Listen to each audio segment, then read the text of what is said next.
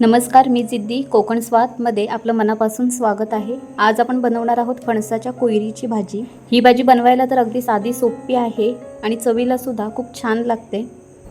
कैरी आंबा काजूच्या सीझनला नुकतीच सुरुवात झाली आहे, तर कोकणामध्ये या फणसाची भाजी या सीझनला खूप प्रमाणात पाहायला मिळते। तर आपण बघूया या फणसाच्या कोयरीची भाजी साध्या सोप्या पद्धतीने कशी करायची ती। चला तर मग सुरुवात करूया। सर्वात प्रथम आपण इथे फणसाची छोटी कोयरी घेतलेली आहे। ही कोयरी मध्यभागी कापून घेऊया। कापताना सुऱ्याला तेल लावायचं आणि आता हे बघा, आता याचे आपण छोटे छोटे काप करून घ्यायचे आहे, म्हणजे ते कापायला आपल्याला बरं पडतं। घरामध्ये विळी किंवा कोयती असेल तर ते लवकर कापलं जातं।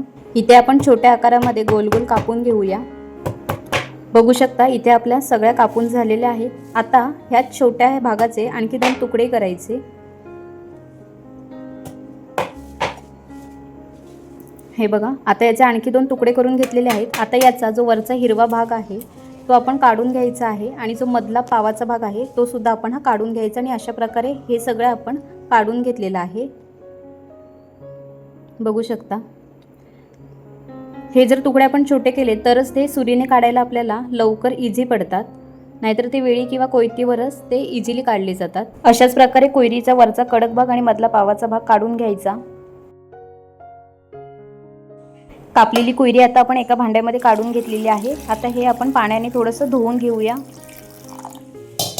ही कोयरी आपण उकडवून घ्यायची आहे।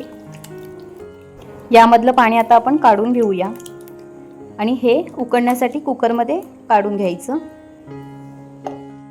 फणसाच्या कोयरीची भाजी कोकणामध्ये पावट्याचे दाणे किंवा भिजवलेले शेंगदाणे किंवा जवळा घालून सुद्धा केली जाते।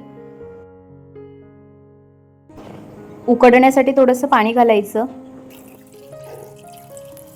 कोयरीला थोडाफार चीक असतो, हा चीक जाण्यासाठी इथे आपण थोडंसं मीठ घालायचं आहे आणि थोडंसं तेल घालायचं आहे। यामुळे याचा जो चीक आहे हा पूर्णपणे नाहीसा होतो। कुकरचं झाकण लावूया आणि साधारण 3 शिट्ट्या मारून घेऊया। गॅसवरती कुकर ठेवूया आणि 3 शिट्ट्या होऊन देऊया। 3 शिट्ट्यांमध्ये ही कोयरी व्यवस्थित शिजली जाते। भांड्यामध्ये सुद्धा आपण ही कोयरी उकडू शकतो, पण टाइम जास्त जातो। कुकरमध्ये 3 शिट्ट्यांमध्ये लगेच होते। कुकर आता थंड होऊन द्यायचा आहे आणि झाकण उघडायचं आहे थंड झाल्यावरती। आता यातलं पाणी बाहेर काढून या कोयऱ्या आहेत या आपण काढून घेऊया। आता या कोयरीचे तुकडे आपल्याला बारीक करून घ्यायचे आहेत। हे हाताने करण्यापेक्षा आपण इथे थोडंसं दगडाने ठेचून घ्यायचं आहे। आपल्या घरामध्ये वरवंटा असतो, छोटा वरवंट्याने हे छान बारीक करून घ्यायचं।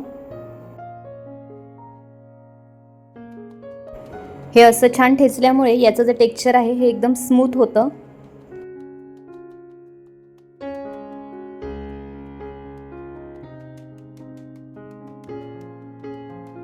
बघू शकता इथे आपण छान बारीक करून घेतलेली आहेत।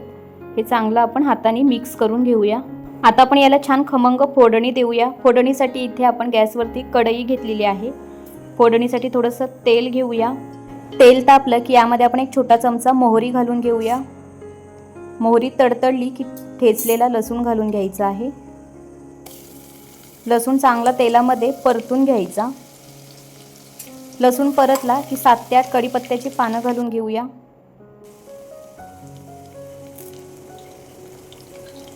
थोडंसं हलवून घेऊया।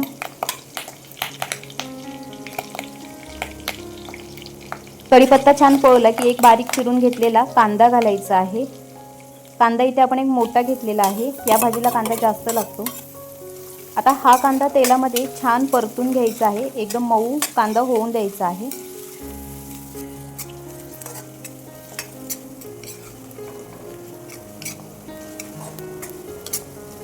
आता हा कांदा छान पोळून देऊया।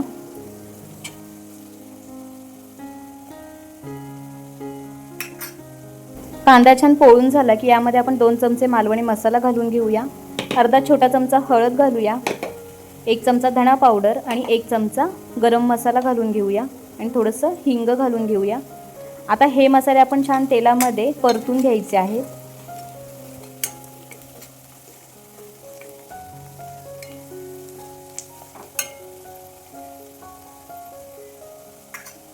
हे मसाले आपले चांगले परतून झालेले आहेत। आता आपण इथे बारीक करून घेतलेली कोयरी घालून घ्यायची आहे यामध्ये।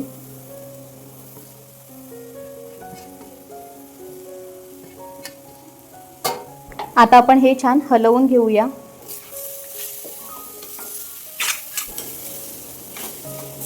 छान हे वर खाली करून घेऊया, म्हणजे मसाला चांगला सगळीकडे लागला जातो।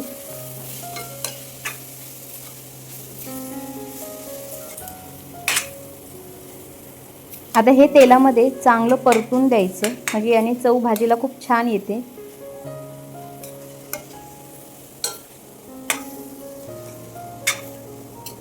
इथे छान हलवून झालेलं आहे। आता आपण चवीपुरतं थोडंसं मीठ घालूया। उकडताना मीठ आपण घातलेलं आहे, त्यामुळे इथे थोडंसं घातलंय।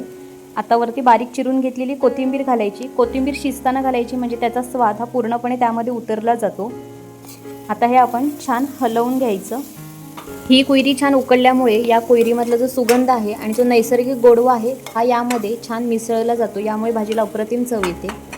छान आपलं हे एकजीव करून झालेलं आहे। आता आपण झाकण ठेवायचं आहे आणि ही 5 ते 7 मिनिटं हे छान तरसून द्यायचं आहे। कोयरी उकडून घेतल्यामुळे ही भाजी जास्त शिजवायची नाही, फक्त तेलामध्ये चांगली परतून घ्यायची। बघू शकता भाजीला छान वाफ धरलेली आहे। हे थोडंसं आपण हलवून घेऊया। भाजी चांगली तेलामध्ये परतून घ्यायची, त्याने चव खूप सुंदर येते। बारीक चिरलेली कोथिंबीर घालूया। या भाजीमध्ये तेल थोडंसं जास्त घालायचं, कारण ही भाजी तेलामध्ये चांगली परतली की याला चव खूप सुंदर येते। ही भाजी छान सेट झाली की आपण एका प्लेटमध्ये काढून घेऊया। बघू शकता किती झणझणीत, खमंग आणि पारंपरिक पद्धतीची आपली फणसाच्या कोयरीची भाजी तयार झालेली आहे। ही भाजी गरम गरम भाकरीसोबत किंवा चपातीसोबत सुद्धा खायला एक नंबर लागते। बघू शकता कसली भारी झालेली आहे ही आपली फणसाच्या कोयरीची भाजी। कोकणामध्ये या सीझनमध्ये ही भाजी सर्व घरांमध्ये बनवली जाते। ही पारंपरिक, झणझणीत आणि घरगुती चवीची फणसाच्या कोयरीची भाजी जर तुम्हाला आवडली असेल तर रेसिपीला लाईक करा, शेअर करा आणि सबस्क्राईब करायला विसरू नका। पुन्हा भेटूया अशाच नवनवीन आणि स्वादिष्ट रेसिपींसोबत। तोपर्यंत धन्यवाद।